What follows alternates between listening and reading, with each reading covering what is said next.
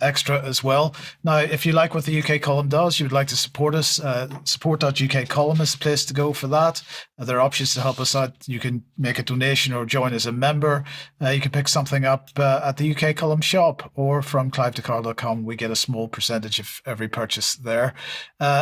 If you can't do any of that, please do share our material, share links on the various articles, blogs and videos and so on. Now, a bit of news for you, and the next UK column on location event is going to be on Saturday, April the 5th, 2025. It's going to be in Cheltenham, so it's going to be central England, and we would like to invite anybody that was at Bristol. Please come along again. If you didn't make it to Bristol, come along to this one as well. The tickets will be on sale very, very soon, but just keep this date in your diary. In the meantime, we'll be announcing speakers very shortly. Yeah, excellent. Now, what else have we got to report? Well, Scottish People's COVID-19 inquiry, sponsored by Common Knowledge Edinburgh to raise awareness. That's Saturday, the 22nd of February 2025, 9:30 to 4:30, Main Hall, Lauriston Hall in Edinburgh. So if you can get along to that, supporting these events is important. Public Child Protection Wales, the people standing up against the grooming of young children through the education system, have got their annual conference on the 22nd of February 2025. They've got a lot of really good speakers.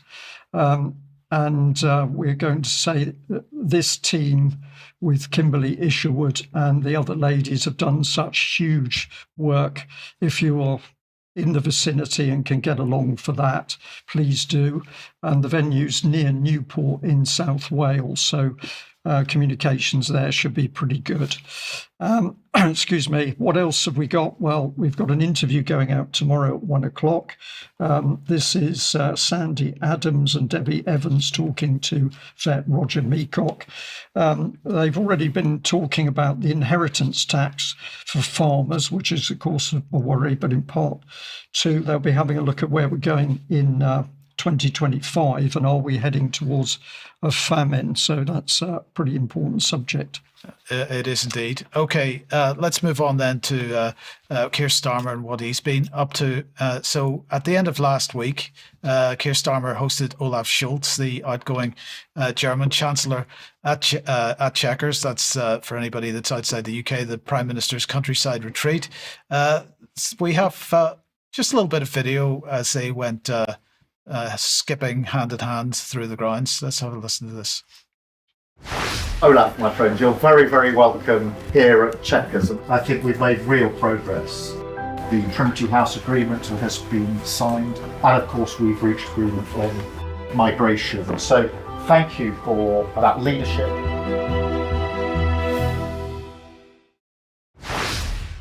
So we don't know whether that's any more than a goodbye before Scholz leaves office in the upcoming elections in Germany. But it does follow on from the most recent UK-German Defence Pact, as he was talking about there, the Trinity House Pact that was signed last October. And this took place when the Defence Secretary John Healey and German Defence Minister Boris Pistorius signed this, what they described as a landmark Trinity House agreement. It was billed as, quotes, bringing the two nations closer together than ever before. They claimed the agreement would boost the economy, investment and jobs, and pave the way for a new artillery gun barrel factory to open in the UK. I'm not aware that that's happened, strangely enough.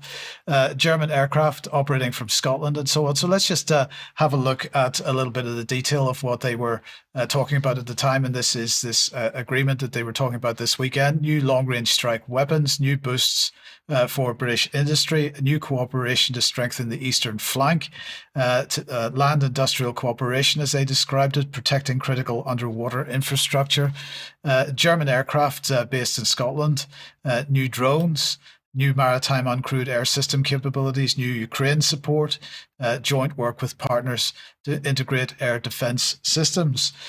So the core of the of EU defence then is Britain, France and Germany working together. So between Britain and France, we've got the 2010 Lancaster House treaty. We have the 2018 Sandhurst treaties between Britain and Germany. We've got the 2018 Joint Vision Statement and the 2024 Trinity House Agreement that we've just been talking about. And between France and Germany, we've got the 2019 Aachen Treaty.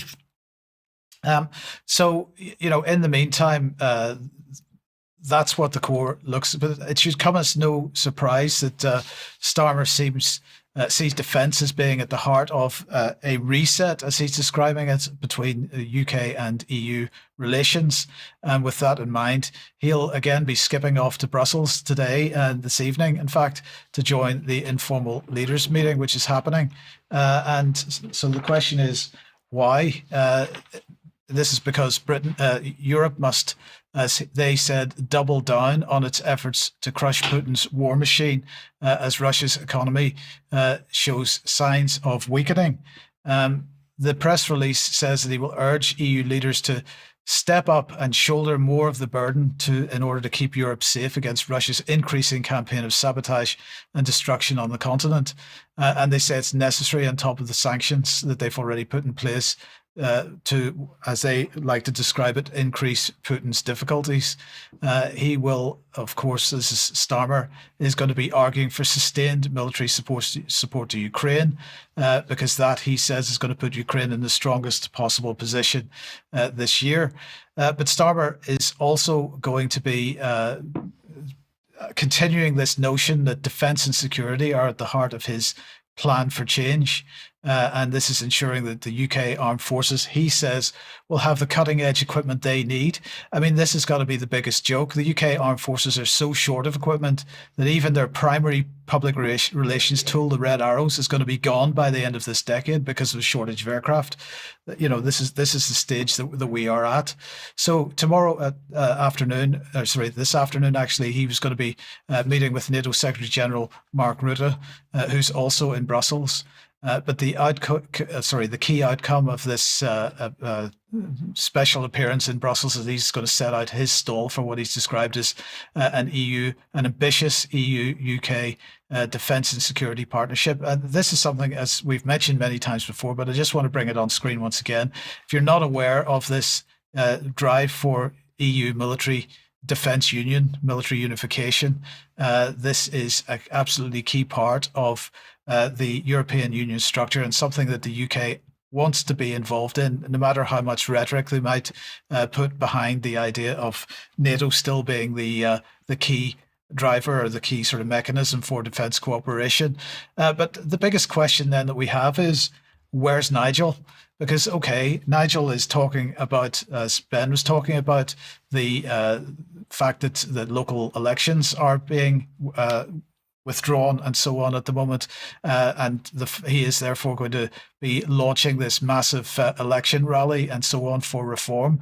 But he is strangely silent on what Keir Starmer is doing with the EU at the moment, and I find that absolutely fascinating.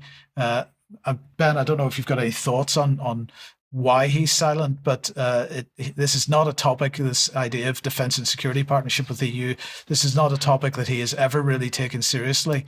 But even this whole idea of a reset between the UK and the EU is something that he seems to be just missing in the discussion about. Yeah, it's fascinating, isn't it? Could Farage be being dishonest about his actual intentions here? I don't know. Like, it's difficult to tell. I think it is striking that he's completely missing on that front. And for my money, he looks like he works for himself basically, and probably his mates in the city. I think that's fair to say.